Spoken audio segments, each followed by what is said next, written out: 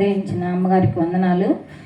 పత్రికా పాఠ్య భాగం చదవడానికి సౌజన్య గారు ఫిలిప్పీ 2:5 వచ్చి చదవలసిందిగా కోరుచున్నాను. చేరి వచ్చిన స్త్రీలందరికీ ముందుగా మదర్స్ క్రిస్మస్ శుభాభివందనాలు తెలియజేస్తున్నాను. ఈరోజు కొరకు ఏర్పాటు చేయబడిన పత్రికా వాక్య భాగము ఫిలిప్పీలకు రాసిన పత్రిక 2వ అధ్యాయము 5 నుంచి 12 వరకు ఈ విధముగా రాయబడి ఉన్నది. క్రీస్తు యేసునకు కలిగిన ఈ మనసు మీరును కలిగి ఉండుడి.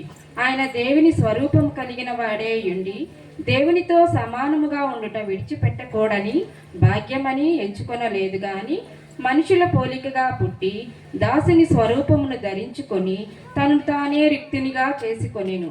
మరియు ఆయన ఆకారమందు మనుషుడిగా కనపడి మరణము పొందినంతగా అనగా శిలువ మరణము పొందినంతగా విధేయత చూపిన వాడే తను తాను తగ్గించుకొనెను.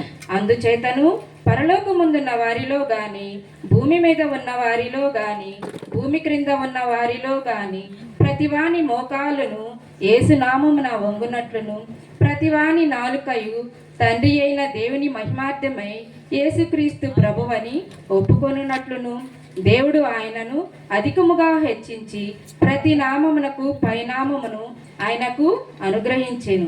కాగా నా ప్రియులారా, మీరెల్లప్పుడూ విధేయులైన ప్రకారము నా ఎదుట ఉన్నవాడు మాత్రమే గాక మరి ఎక్కువగా నేను మీతో లేని ఈ కాలమందును భయముతోనూ వణుకుతోనూ మీ సొంత రక్షణని కొనసాగించుకొనుడి. ఈ వాక్యం ఇంత